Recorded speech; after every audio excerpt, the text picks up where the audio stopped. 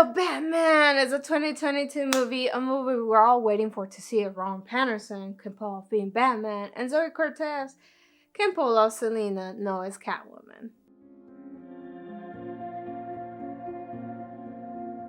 A brief background on the movie for those who are not aware who Batman is. This movie is directed by Matt Reeves, who has well directed Cloverfield, The Planet of the Apes, Let Me In, and so many more. And I will get to my point as to why I'm mentioning the director, because I know a lot of us don't know who they are. And Batman is a comic book character who is seen more as a vigilante than a hero in the DC universe, where he protects Gotham City, and goes on to say no comic character is anything without their adversaries, like the Joker, Penguin, Riddler, Two-Face. And this 22 Batman is about Batman, known as Bruce Wayne, going underground in Gotham City to find a trail of Riddlers that are targeted towards him. And as the evidence leads closer to home than you think, the sadistic killer forces Batman to make new relationships and to mask all the horrible people who are abusing power, along the way shedding light onto corruption that Gotham City has been under for so long. And alright, let's get into the goodies of this movie. Goodie number 1.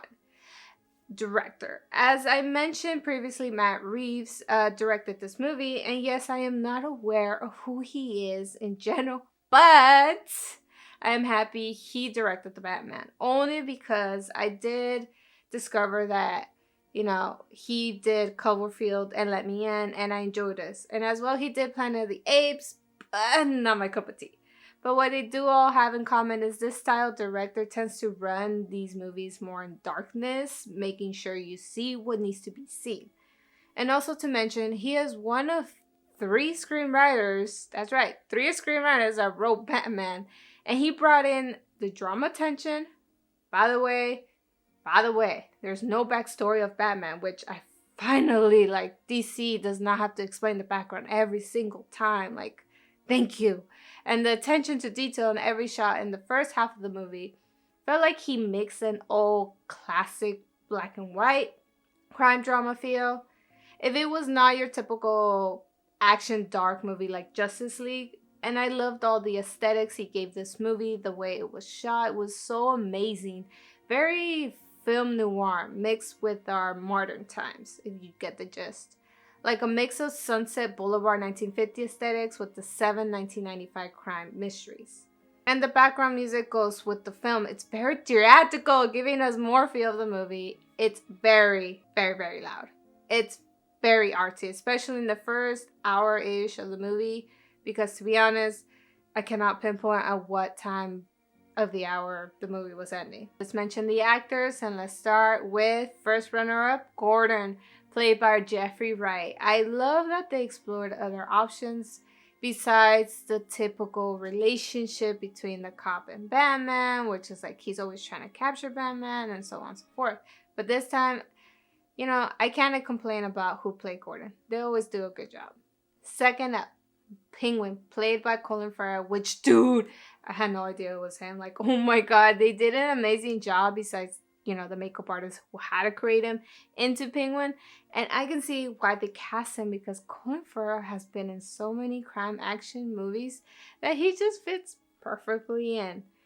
And third up, Riddler, played by Paul Dano. Sorry if I keep butchering names here and there.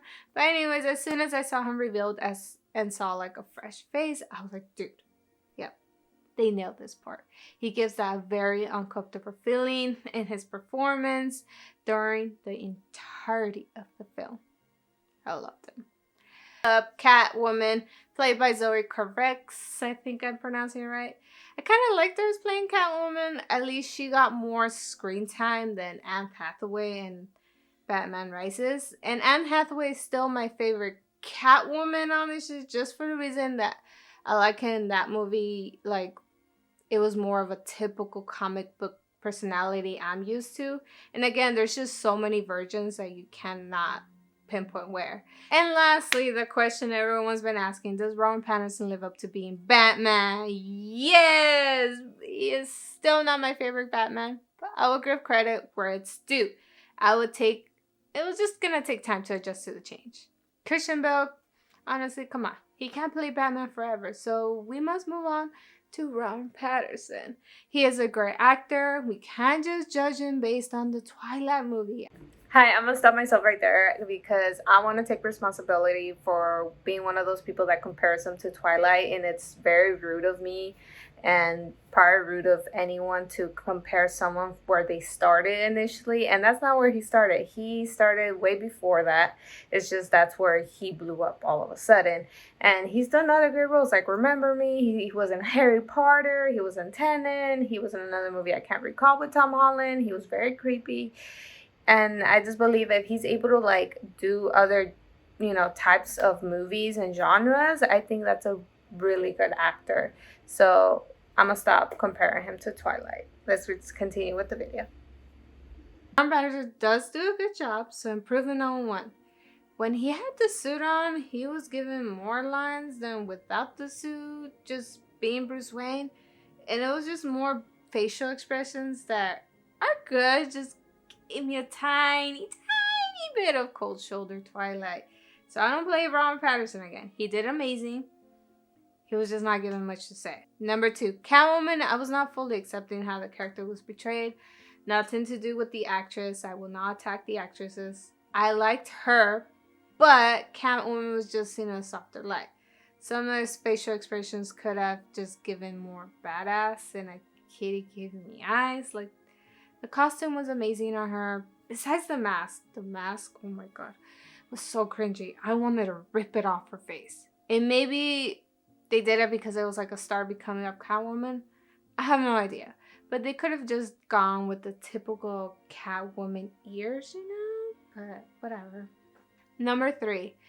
Besides the movie being 3 hours long and seeing why certain things cannot be cut out from the movie because then otherwise it wouldn't make sense, they need to find a way to either make it not seem like it's 3 hours or just not 3 hours. I just heard a lot of people complain in the theaters. But I'm sure a lot of you guys binge watch Netflix for more than 3 hours. So I said that.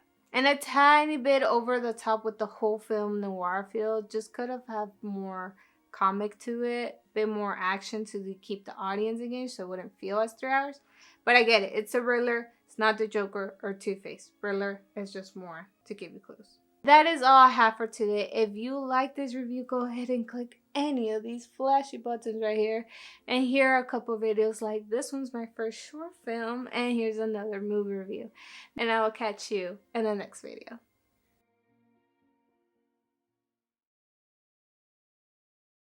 I'm Batman. Dun-dun-dun-dun-dun-dun.